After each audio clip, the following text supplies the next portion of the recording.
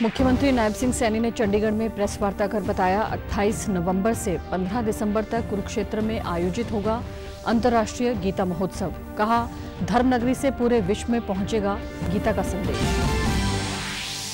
मुख्यमंत्री ने गुरुग्राम में आयोजित सहकारिता सप्ताह कार्यक्रम में की शिरकत। रेवाड़ी में देश की सबसे बड़ी सहकारी सरसों तेल की मिल स्थापित करने की घोषणा की।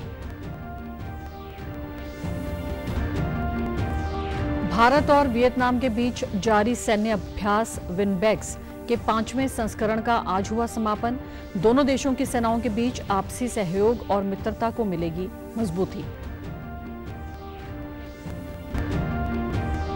और 68वें राष्ट्रीय स्कूल खेल हॉकी अंडर 17 प्रतियोगिता का आज रोहतक में हुआ शुभारंभ। खेल महाकुंभ में देश भर के 25 राज्यों के 1200 से अधिक खिलाड़ी ले रहे हैं हिस्सा।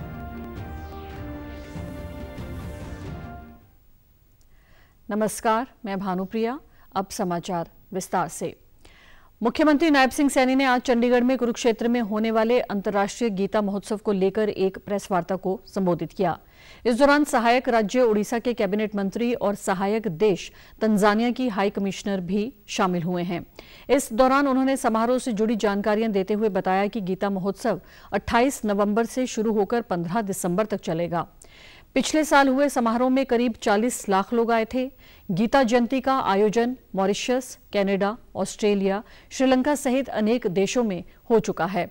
उन्होंने कहा कि प्रधानमंत्री नरेंद्र मोदी चाहते हैं कि गीता का संदेश पूरी दुनिया में पहुंचे। इसी कड़ी में हमने इस बार अफ्रीकी देश तंजानिया को पार्टनर देश के रूप में आमंत्रित किया है। का आयोजन 28 नवंबर से 15 दिसंबर 2024 तक किया जा रहा है। यह आयोजन लगातार 18 दिन तक चलेगा। 8 वर्षों से इस महोत्सव को अपार सफलता और लोकप्रियता भी मिली है।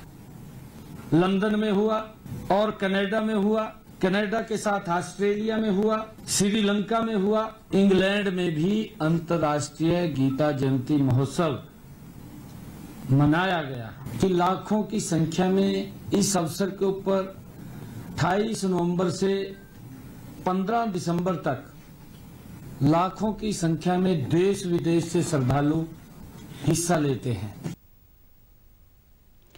वहीं प्रेस वार्ता में मौजूद गीता मनीषी स्वामी ज्ञानानंद ने कहा कि इस साल गीता के 5161 वर्ष पूरे होंगे। गीता जयंती का वैश्विक प्रभाव दिखाई दे रहा है और गीता को अब दुनिया भर में समाधान के तौर पर देखा जा रहा है। दिसंबर मुख्य कार्यक्रम जो होंगे वो 5 दिसंबर से 11 दिसंबर तक सरस मेला इत्यादि शुरू हो जाता है। 28 नवंबर को हो जाएगा। तो ये मुख्य कार्यक्रम जो विधिवत प्रारंभ होंगे वो 5 दिसंबर को होंगे, 11 दिसंबर तक चलेंगे। उसमें एक दिन देश भर के प्रमुख संत भी आते हैं। कुछ सांस्कृतिक कार्यक्रमों की भी अब एक मर्यादाएं निश्चित की गई हैं कि सांस्कृतिक कार्यक्रम में केवल भारत झलके, केवल भगवान राम, भगवान कृष्ण की परंपराएं झलके, महाभारत की कोई दिव्यताएं झलके, गीता जी के कोई तत्व सामने है, उस ढंग के ही सांस्कृतिक कार्यक्रम हों। मुख्यमंत्री नायब सिंह सैनी ने कल गुरुग्राम में 71वें राष्ट्रीय सहकारिता सप्ताह के समापन समारोह में शिरकत की। इस दौरान उन्होंने घोषणा करते हुए कहा कि नारायणगढ़ में जल्द ही एक नई अत्याधुनिक सहकारी चीनी मिल स्थापित की जाएगी। इसके अलावा कुरुक्षेत्र में एक आधुनिक सूरजमुखी तेल पेराई मिल स्थापित की जाएगी और रेवाड़ी में देश की सबसे बड़ी सहकारी सरसों तेल मिल स्थापित की जाएगी। विकसित भारत विकसित हरियाणा के संकल्प को पूरा करने में सहकारी संस्थाओं की भूमिका पर प्रकाश डालते हुए मुख्यमंत्री ने व्यापक सुझाव दिए, जिनमें स्थानीय उत्पादों की राष्ट्रीय और अंतर्राष्ट्रीय बाजारों में पहुंच, किसानों को लाभान्वित करने के लिए फसल भंडारण, प्रसंस्करण और विपणन की सुविधाएं स्थापित करना, महिला स्वयं सहायता समूहों का कौशल विकास और वित्तीय साक्षरता देना शामिल है। उन्होंने युवाओं के लिए कौशल विकास एवं उद्यमिता कार्यक्रमों के कार्यान्वयन के साथ साथ परिचालन दक्षता बढ़ाने के लिए डिजिटल भुगतान प्रणाली और ई गवर्नेंस प्रथाओं को अपनाने का भी आह्वान किया। उन्होंने सार्वजनिक निजी भागीदारी मॉडल के तहत काम करने का भी आग्रह किया। ये पहलें न केवल सहकारिता आंदोलन से जुड़े लोगों के आर्थिक सशक्तिकरण में योगदान देंगी, बल्कि प्रधानमंत्री के विकसित भारत और समृद्ध हरियाणा के विजन में भी सहायक होंगी। सहकारी बैंकों द्वारा प्रदेश भर में 7 लाख से अधिक किसानों को रुपए किसान क्रेडिट कार्ड जारी किए जा चुके हैं। हरियाणा राज्य में 11 पैक्स केंद्रों को गोदाम बनाने के लिए चुना गया है। हमने देसी गायों की मिनी डेयरी योजना भी शुरू की है। इसके लिए 3 से 5 देसी गायों को मिनी डेयरी की स्थापना के लिए 50% अनुदान दिया जाता है। मुख्यमंत्री ने कहा कि सहकारी समितियां कृषि और ग्रामीण विकास व राष्ट्र की अर्थव्यवस्था में महत्वपूर्ण भूमिका निभाती हैं। राष्ट्रीय सहकारी सप्ताह का आयोजन इस महत्वपूर्ण योगदान को मान्यता देने और सहकारिता आंदोलन को और तेज करने का काम करता है। उन्होंने हरियाणा में विभिन्न उत्पादों के लिए अमूल व अन्य की तरह एक एकीकृत ब्रांड बनाने का भी सुझाव दिया। प्रदेश सरकार सहकारिता से जुड़े लोगों के कल्याण और उत्थान के लिए समर्पित है। इस प्रतिबद्धता का समर्थन करने के लिए सहकारी सदस्यों और उनके परिवारों के लिए कई कल्याणकारी योजनाएं कार्यान्वित की जा रही हैं। उन्होंने कहा कि विभिन्न प्रकार की सहकारिता को बढ़ावा देने के उद्देश्य से लगभग 40 पहल की गई हैं। हम सब दुनिया भर के बाजार में पहुंच चुके लिज्जत पापड़ के बारे में भी जानते हैं। हम हरियाणा में अलग अलग उत्पाद का एक कॉमन ब्रांड बना सकते हैं। हमने सहकार से समृद्धि के सपने को पूरा करने के लिए सभी प्रकार की सहकारी समितियों के लिए लगभग 40 पहलें की हैं। बड़ी खुशी की बात है। केंद्रीय विज्ञान एवं प्रौद्योगिकी राज्य मंत्री डॉक्टर जितेंद्र सिंह ने कल गुरुग्राम में श्री विश्वकर्मा कौशल विश्वविद्यालय द्वारा आयोजित छात्र नवाचार और आउटरीच नेटवर्क के लिए विकसित भारत पहल का शुभारंभ किया। इस दौरान उन्होंने विद्यार्थियों द्वारा स्क्रैप से बनाई गई ई-व्हीकल में सवार होकर लगाई गई प्रदर्शनी का अवलोकन भी किया। बाद में उन्होंने विश्वविद्यालय पहुंचकर एडवांस मैकाट्रॉनिक्स लैब और फ्लेबॉटमी लैब और प्रशिक्षण केंद्र का उद्घाटन किया। साथ ही उन्होंने कुलपति डॉक्टर राज नेहरू, कुलसचिव प्रोफेसर ज्योति राणा और अकादमिक अधिदाता प्रोफेसर आर.एस. राठौर की उपस्थिति में विज्ञान प्रकाश जर्नल का विमोचन भी किया। अपने संबोधन में उन्होंने कहा कि श्री विश्वकर्मा कौशल विश्वविद्यालय युवाओं के भविष्य निर्माण में महत्वपूर्ण भूमिका निभा रहा है। यह देश के अन्य विश्वविद्यालयों के लिए एक मॉडल है। इसने बहुत कम समय में बहुत बड़ी उपलब्धियां हासिल की हैं। वोकेशनल शिक्षा के साथ साथ औद्योगिक प्रशिक्षण और शिक्षा के साथ उसका एकीकरण करना बहुत सार्थक प्रयास है। उन्होंने कहा कि देश में स्टार्टअप की दिशा में एक वातावरण बना है। टेक्निकल, नॉलेज, फाइनेंस और अन्य क्षेत्रों में स्टार्टअप खड़े हो रहे हैं। कौशल विश्वविद्यालय इस अभियान में सहभागी की भूमिका में है। केंद्र सरकार से हर तरह का सहयोग इस विश्वविद्यालय को दिया जाएगा। सन 2014 में 350-400 से बढ़कर के आज स्टार्टअप्स 1.5-2 लाख तक पहुंच गए और स्टार्टअप की दुनिया में तीसरे दर्जे पर आकर खड़े हुए। उसका किस प्रकार से उस मूवमेंट का डेमोक्रेटाइजेशन हो, उन वर्गों तक वो पहुंच पाए जहां शायद उतना सुलभ उनके लिए सरल पहुंचना नहीं है, या जो less privilege section of society उनके बच्चों को भी उससे वंचित ना रहना पड़े, उस भाव के साथ, उस प्रतिबद्धता के साथ ये इनिशिएटिव शुरू किया गया है। और इसमें आपने देखा कि किस प्रकार अद्भुत प्रतिभा का परिचय बच्चों ने दिया। भिन्न भिन्न समाज के वर्गों से वो आए हुए, उनकी बैकग्राउंड्स, उनके परिपेक्ष अलग अलग थे, लेकिन उनकी प्रतिभा। वहीं कुलपति डॉक्टर राज नेहरू ने इस मौके पर कहा कि युवाओं को उद्यमिता और उद्योग की राह दिखाकर आगे बढ़ाना हमारा लक्ष्य है और इस दिशा में बड़ी कामयाबी भी मिली है। सिडबी के सहयोग से सुपर 30 प्रोग्राम में कई युवा एंटरप्रेन्योर बन रहे हैं। भारत वियतनाम के बीच जारी द्विपक्षीय सैन्य अभ्यास विनबेक्स 2024 का 5वां संस्करण आज समाप्त हो गया। ये सैन्य अभ्यास 4 नवंबर से अंबाला में चल रहा था। इस दौरान भारतीय सेना और वियतनाम पीपल्स आर्मी के बीच साझा अभ्यास किया गया। 2018 से दोनों देशों के बीच सैन्य क्षमताओं को बढ़ाने के लिए ये अभ्यास किया जा रहा है। इस बार भारतीय सेना की कोर ऑफ इंजीनियर्स की 67 रेजिमेंट ने इस अभ्यास में हिस्सा लिया। संयुक्त राष्ट्र के पीस कीपिंग मिशन में सहायता पहुंचाना, सैन्य इंजीनियर्स की तैनाती और चिकित्सा दलों के लिए ये साझा अभ्यास किया जाता है। इसमें दोनों देश आपस में सैन्य संचालनों और नवीनतम जानकारियों को एक दूसरे के साथ साझा करते हैं। आज अभ्यास के समापन पर पिंजौर के कौशल्या बांध क्षेत्र में दोनों सेनाओं ने मानवीय मदद और आपदा राहत बचाव का अभ्यास किया। इसके बाद कॉपर्स खरगा के GOC lieutenant general Rajesh Pushkar ने कहा कि दोनों देशों के बीच द्विपक्षीय संबंधों का समृद्ध इतिहास रहा है। इंडो पैसिफिक और दक्षिण एशिया क्षेत्र में दोनों देश के बीच आपसी सैन्य सहयोग रणनीतिक हिस्सेदारी का एक महत्वपूर्ण स्तंभ है। इस अभ्यास से दोनों देशों के सेनाओं के बीच आपसी साझेदारी और मित्रता को मजबूत करने में मदद मिली है। Defense cooperation between both the countries is an important pillar of our comprehensive strategic partnership. A memorandum of understanding on defense cooperation 2009 and the joint vision on defense cooperation 2015 provides the broad institutional framework towards this. Furthermore, the new joint vision statement on India-Vietnam defense partnership towards 2030 Vietnam people army के senior colonel doctor Nguyen बाहंग ने इस अभ्यास के समापन पर बधाई देते हुए कहा कि अभ्यास के उद्देश्यों को दोनों सेनाओं द्वारा हासिल किया गया है। ये अभ्यास एक महत्वपूर्ण उपलब्धि रहा। दोनों सेनाओं ने अपने अनुभवों को साझा किया, जो द्विपक्षीय सैन्य रिश्तों और रणनीतिक साझेदारी को मजबूत करने का एक प्रगाढ़ स्तंभ है। उन्होंने बताया कि इस बार सबसे अधिक सैन्य कर्मियों ने अभ्यास में हिस्सा लिया। पहली बार सेना के साथ वायु सेना भी अभ्यास का हिस्सा बनी। उन्होंने कहा कि वे अभ्यास की महत्वपूर्ण शिक्षाओं और खुशनुमा यादों को लेकर वापस जा रहे हैं। On behalf of Vietnam People Army delegation, I would like to take this opportunity to express our heartfelt thanks to 474 Engineer Brigade, particularly 67 Engineer Regiment, the Ambala Military Hospital, the Air Force Command and other army services of the Western Command and the Indian Army.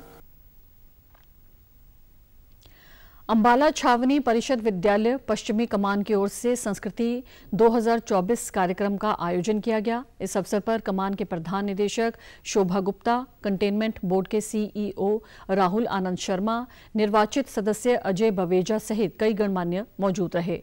Ajay Baweja ने बताया कि सांस्कृतिक कार्यक्रम रक्षा मंत्रालय द्वारा हर साल मनाया जाता है।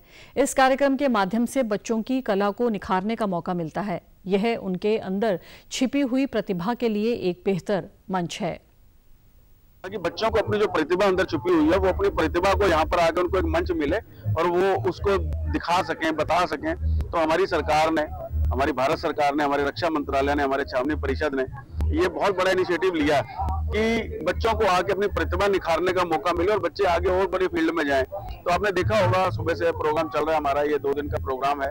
खाने में भी इनको जो क्वालिटी दी जा रही है, आप देखें खाना बहुत अच्छा, और हम लोग सब जो हमारे अधिकारी हैं इन बच्चों के बीच में बैठकर वही खाना हम लोग खा रहे हैं। तो हमने जो एक लेवल रखा है इन बच्चों को ये दिखाने का कि तुम लोग किसी से कम नहीं हो। वहीं कंटेनमेंट बोर्ड अंबाला छावनी के सीईओ राहुल आनंद शर्मा ने बताया कि सभी बच्चे इन प्रतियोगिताओं में बढ़ चढ़कर हिस्सा ले रहे हैं। अलग अलग राज्यों व कंटेनमेंट बोर्ड से यहां प्रतिभागी आए हुए हैं। बच्चे कैंट से आए हैं, करीब 150 हमारे भी हैं। तो बच्चे मिल और उनके कंटिजेंट मिलाकर करीब 800 के लगभग लोग यहाँ पर आज हैं जो इसमें प्रतिस्पर्धा में भाग ले रहे हैं। व्यवस्थाओं के लिए हमने बच्चों के लिए जो हमारे विद्यालय हैं उनमें रहने की व्यवस्था उपलब्ध कराई है। उनके लिए बेड से लेकर सारा कुछ फैसिलिटी है। सर्दियों के हिसाब से जो भी रिक्वायरमेंट चाहिए, बेडिंग है और जो कुछ है वो सब चाहिए। खाने पीने की व्यवस्था उनको कराई गई। बीआई बाजार जो स्कूल हमारा है उसमें परमानेंटली वहीं पर उनका डिनर का व्यवस्था रहेगा। वहीं प्रतिभागी बच्चों ने कई प्रतियोगिताओं में भाग लिया और यहां उन्हें बहुत कुछ सीखने को भी मिल रहा है।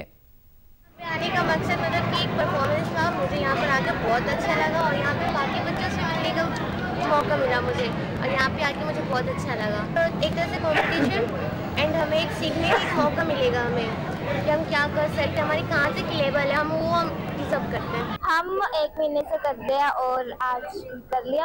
हमने अपना 100% दिया, बाकी वो जजेस पे डिपेंड है।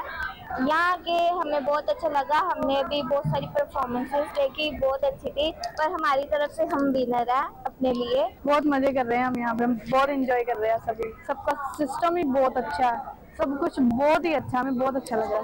तो की तैयारी कर रहे हैं, महीना पहले की तैयारी कर रहे हैं, फिर जाके यहाँ पे पहुँचे। हमने तो 100% दिया है। अभी हम तो चाहते हैं हमारी वजह से तो हम फर्स्ट हैं।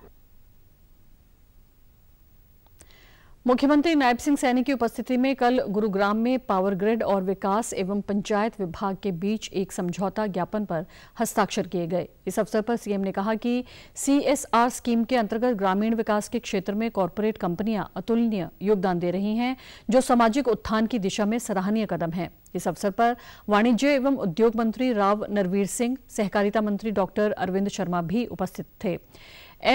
MOU पर विकास एवं पंचायत विभाग के महानिदेशक डॉक्टर JK अभीर और पावर ग्रिड की ओर से महाप्रबंधक संजय कुमार वर्मा ने हस्ताक्षर किए। चेयरमैन RK त्यागी ने बताया कि इन शिवधाम और कब्रिस्तान के पुनरुद्धार के लिए 49,94,39,000 रुपए की राशि खर्च की जाएगी। MOU के तहत इन सभी 658 शिवधाम की 4 दीवारी व पक्का रास्ता बनवाया जाएगा। इनमें शेड लगवाया जाएगा और पेयजल का प्रबंध भी किया जाएगा। प्रदेश में नवंबर 2018 से मार्च 2024 तक सामाजिक सहभागिता कार्यक्रम के तहत 750 करोड़ रुपए के विकास कार्य करवाए जा चुके हैं। वर्तमान वित्तीय वर्ष में इस स्कीम के अंतर्गत 350 करोड़ रुपए के विकास कार्य करवाए जाएंगे। राष्ट्रीय अल्पसंख्यक आयोग के अध्यक्ष इकबाल सिंह लालूपुरा ने करनाल में उपायुक्त सहित प्रशासनिक अधिकारियों के साथ बैठक की।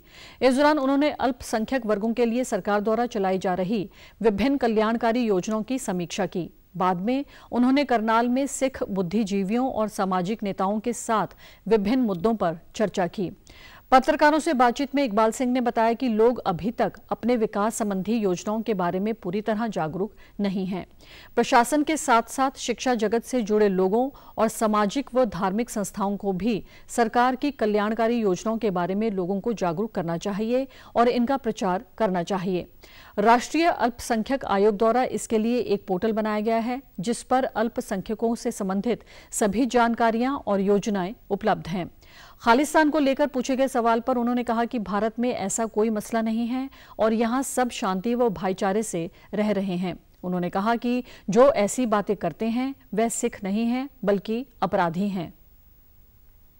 वो भी खुला है, किसी को भी किसी तरह की इंफॉर्मेशन चाहिए वो हमसे ले सकता है, सहायता चाहिए वो हम ले सकते हैं, लेकिन लोगों तक ये बात लेके जानी, इसके लिए इतनी स्कीमें हैं किसान की डेवलपमेंट के लिए, इंडस्ट्री के लिए, MSME के लिए, विश्वकर्मा स्कीम है, कोई भी ऐसा नहीं है। अब तो 70 साल के ऊपर के लोगों के लिए फ्री मेडिकल भी है, ये आम आदमी तक पहुंचे। कोई दहशत नहीं है, सभी लोग खुशी खुशी यहाँ रह रहे हैं। सारे सिख देशभक्त हैं। सिख तो सभी धर्मों के धर्म ग्रंथों की भी इज्जत करते हैं और सारे धार्मिक गुरुओं की भी इज्जत करते हैं। जो लोग ये बात ऐसी करते हैं वो सिख नहीं है, सिंपल क्रिमिनल है। हरियाणा सरकार द्वारा युवाओं को आत्मनिर्भर बनाने के लिए समय समय पर रोजगार मेले का आयोजन किया जा रहा है। इसी कड़ी में आज सिरसा के जिला रोजगार कार्यालय में रोजगार मेले का आयोजन किया गया, जिसमें बड़ी संख्या में युवाओं ने भाग लिया। कार्यालय में सहायक अधिकारी ऋतु ने बताया कि जिले की अलग अलग लोकल कंपनियां भी इस रोजगार मेले के द्वारा युवाओं को रोजगार देने के लिए मेले में आती रहती हैं। इसका उद्देश्य सभी युवाओं को रोजगार के अवसर प्रदान करना है। उन्होंने बताया कि अप्रैल महीने से अब तक लगभग 67 युवाओं को रोजगार मिल चुका है। इसके अलावा लगभग 150 युवा इस रोजगार मेले का लाभ उठा चुके हैं। यह रोजगार मेला हर महीने लगाया जाता है ताकि ज्यादा से ज्यादा युवा इसका लाभ उठा सकें। युवा हैं उनको रोजगार के लिए एक तो अपना जो लोकल सिटी है जैसे LIC बैंक ऑफिसेज, वहाँ पर उनको रोजगार मुहैया मतलब रोजगार दिलवाती है। और जो SIS सिक्योरिटी है वो काफ़ी टाइम से रोजगार जो मेले हैं उसमें पार्टिसिपेट करती रही है। और SIS सिक्योरिटी के अलावा बहुत सारी और भी है जो सिरसा के लोकल कंपनीज हैं जिसको हम बुलाते हैं।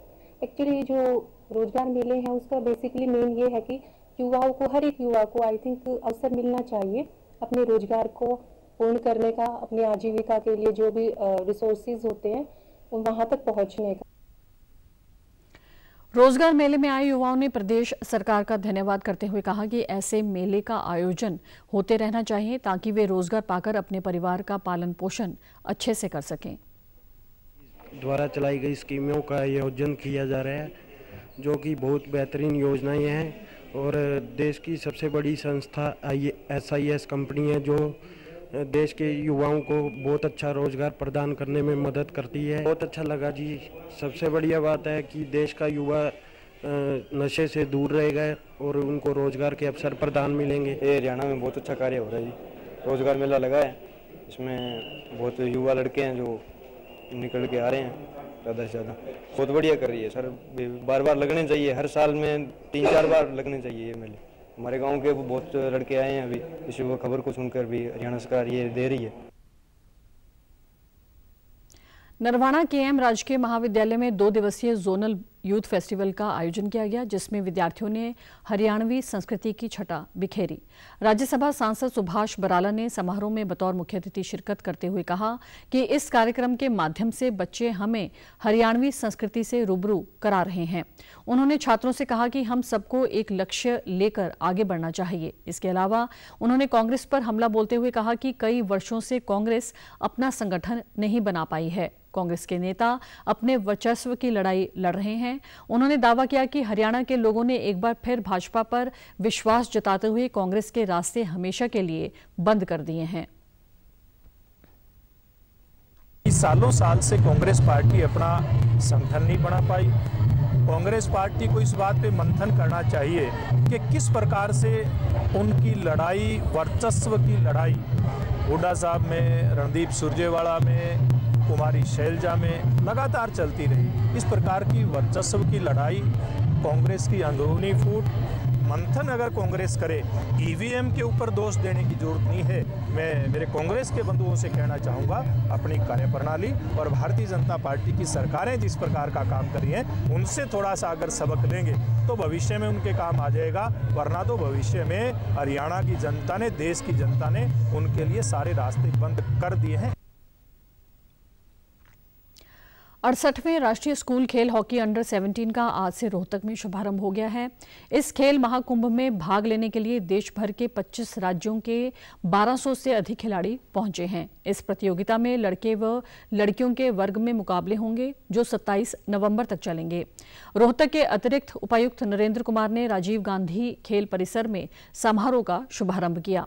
राष्ट्रीय स्कूल खेल हॉकी का आयोजन शिक्षा विभाग हरियाणा की ओर से किया गया है, जिसमें 25 राज्यों के अलावा जवाहर नवोदय विद्यालय संगठन, केंद्रीय विद्यालय संगठन व सभी शिक्षा बोर्डों के हॉकी खिलाड़ी भाग ले रहे हैं।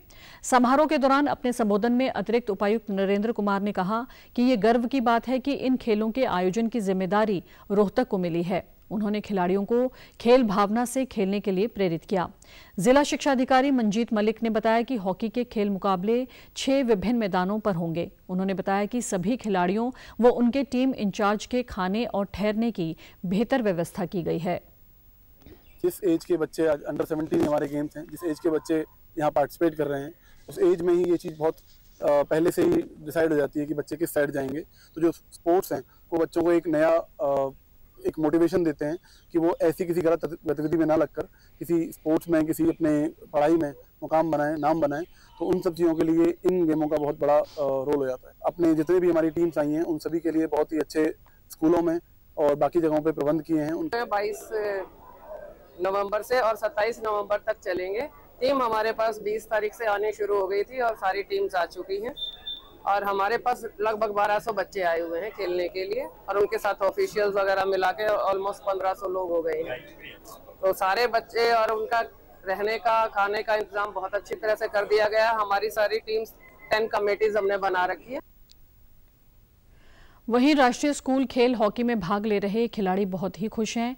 इन खिलाड़ियों ने यहां किए गए इंतजाम पर संतोष जताया। और हॉकी खेलती हूँ। आज हमारा मैच है और हम बहुत अच्छा खेलेंगे। यहाँ आके बहुत अच्छा लगा। यहाँ का खाना भी बहुत अच्छा है एंड यहाँ की व्यवस्था सब बढ़िया है। चंपावत से मिली है, हम मेन चंपावत के हैं और वहाँ हमारी मैम है, उनने हमें हॉकी खेलना सिखाया। स्कूल नेशनल खेलने और हमें अपने ऊपर कॉन्फिडेंस है कि हम जीत के जाएंगे एंड अच्छा परफॉर्मेंस देंगे। हॉकी खेलना चाहते हैं, अच्छे प्ले इंडिया के लिए खेलना चाहते हैं हम। हमें हमारी स्पोर्ट्स मैम ने स्कूल में PTI मैम है, तो हमें उन्हें बताया हॉकी खेलने के लिए। मैंने 6 हॉकी खेली है, अभी मैं 10th क्लास में।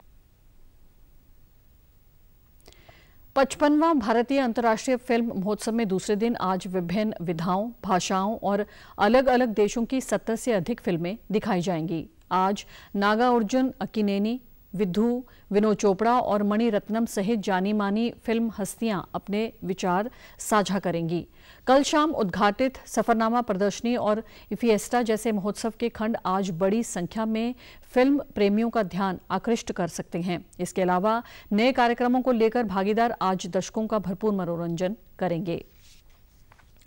प्रसार भारती के अध्यक्ष नवनीत कुमार सहगल ने कहा है कि समाज के हर वर्गों तक पारिवारिक मनोरंजन का प्रसार करना प्रसार भारती का कर्तव्य है। प्रसार भारती के OTT प्लेटफॉर्म वेव्स के उद्घाटन के बाद मीडिया को उन्होंने बताया कि इस मंच से दूरदर्शन के अभिलेखागार वाले सभी कालजयी कार्यक्रमों का प्रसारण किया जाएगा। उन्होंने कहा कि देश के इतिहास और समृद्ध सांस्कृतिक विरासत पर केंद्रित क्षेत्रीय सांस्कृतिक कार्यक्रमों को भी इस मंच से प्रसारित किया जाएगा। सेलिंग पॉइंट है हमारा वही है, साफ सुथरा पारिवारिक मनोरंजन। हम मनोरंजन की उस भीड़ में नहीं रहना चाहते जिस भीड़ में जो आज समाज के साथ वो भीड़ जो हो रहा है। तो हम तो सामान्य साफ सुथरा पारिवारिक मनोरंजन देंगे, इसीलिए हम सबसे अलग हैं। प्रसार भारती के मुख्य कार्यकारी अधिकारी गौरव द्विवेदी ने बताया कि इस OTT से लगभग 12 भाषाओं में कार्यक्रम प्रस्तुत होंगे। इसमें सभी बोलियों में कार्यक्रम प्रस्तुत किए जाने की भी योजना है। फिलहाल 10,000 से ज्यादा फिल्में और 40,000 से 50,000 घंटों की सामग्री OTT वेव्स पर उपलब्ध होगी। DD नेशनल पर प्रसारित नए शो काक भुषंडी के निर्देशक शिव सागर ने बताया कि ये धारावाहिक अब OTT वेव्स पर भी उपलब्ध होगा। कंटेंट है उसके डिजिटाइजेशन का काम हमारे यहाँ पे लगातार चल रहा है और इनको हमारी आर्काइव्स की जो वेबसाइट है YouTube वगैरह के ऊपर में उनके लोरेज वर्जन्स तो हमने ऑलरेडी अवेलेबल कराए हैं, लोग उनको देख सकते हैं। और उसमें से कुछ चुनिंदा कंटेंट ऐसा है तकरीबन 2 से 2,500 घंटे का, जिसको हम लोग ऑलरेडी ला करके वेव्स पर भी प्रस्तुत करते हैं। आयुष्मान भारत योजना के नए नियमों के तहत 70 वर्ष से अधिक आयु के हर वर्ग के बुजुर्ग को अब 5 लाख रुपए तक का निःशुल्क इलाज मिल रहा है। इसके लिए 70 वर्ष से अधिक आयु के बुजुर्गों को राष्ट्रीय स्वास्थ्य प्राधिकरण के पोर्टल या आयुष्मान ऐप पर अपना पंजीकरण करवाना होगा। प्रधानमंत्री नरेंद्र मोदी द्वारा देश के प्रत्येक 70 वर्ष से अधिक आयु के नागरिक के लिए शुरू की गई योजना वृद्धजनों के लिए वरदान साबित हो रही है। भिवानी जिला के गांव संडवा के 79 वर्षीय बुजुर्ग ब्रह्मानंद को इस योजना से सीधा लाभ पहुंचा है। उन्होंने सरकार का धन्यवाद करते हुए बताया कि उन्हें दिल की बीमारी की समस्या के चलते निःशुल्क स्टंट डले हैं और इसके लिए उन्हें कोई भी धन खर्च नहीं करना पड़ा। वहीं उनके परिजनों ने केंद्र व राज्य सरकार का धन्यवाद करते हुए कहा कि इस प्रकार की चिकित्सा से संबंधी कल्याणकारी योजना सराहनीय कदम है। इलाज बहुत बढ़िया, खूब फायदा है, मौज मौज, फायदा में बिछा है कोई नहीं। बहुत बढ़िया सरकार है तो चलानी चाहिए। और इनका इस साल में जो ऑपरेशन हुआ है, जो आयुष्मान कार्ड की जो वो स्कीम आई है उसके तहत हुआ है और इसका हमें बहुत फायदा हुआ है। और इससे पहले आयुष्मान कार्ड बनने से पहले बीमार थे तो अस्पताल में बहुत पैसे लगते थे, अब पैसे नहीं लगते, फ्री में इलाज हो जाता है। सरकार ने बढ़िया स्कीम चलाई है आयुष्मान कार्ड और इसमें हमारा बहुत फायदा है, 5 लाख तक का फायदा हुआ है। गरीब आदमी के लिए बहुत अच्छी सरकार है, बहुत अच्छे काम करे, बढ़िया काम है आयुष्मान वाला। पहले इलाज करवाया बहुत पैसे लगे थे, सर में नसपाटी सर की उस टाइम में बहुत हिसाब पैसे लगे, 5-6 लाख भी लगे। उधर फतेहाबाद जिले के रामसराय गांव के 70 वर्षीय बुजुर्ग राम स्वरूप को आयुष्मान भारत योजना के तहत नया जीवनदान मिला है। वे पिछले कई महीनों से गंभीर बीमारी से जूझ रहे थे, लेकिन इस योजना के तहत उनका इलाज फ्री हुआ है और अब वे पहले से बेहतर महसूस कर रहे हैं। राम स्वरूप ने सरकार का आभार जताते हुए कहा कि पहले मैं बहुत परेशान था और मेरे पास इलाज के लिए पैसे नहीं थे, लेकिन जब मुझे आयुष्मान भारत योजना का लाभ मिला तो इलाज में कोई परेशानी नहीं हुई। पेट में वहाँ लगाम ब्लॉक होगी रास्ता में, और कार ठीक ही होगी, बढ़िया हुई, ठीक ही कर दिए मेरे तो अच्छी है, तो मौके को फायदे उठ गया, कोई परेशानी बनी मैंने। ये मेरे दादाजी है, तो इनका आयुष्मान की तरफ से अभी जो इलाज हुआ उसमें हार्ट की प्रॉब्लम थी, और जिसमें इन्होंने 2 छल्ले डले हैं, और आस्था हॉस्पिटल में हमने 2 छल्ले डलवाए हैं, और इनकी लगभग अच्छी गौर की गई, और वहाँ पर 70% और वहाँ पर हमें अच्छे मेडिकल सुविधा और अच्छे हॉस्पिटल डॉक्टर और सभी ने अच्छा वर्क किया। समाचारों में आज इतना ही। नमस्कार।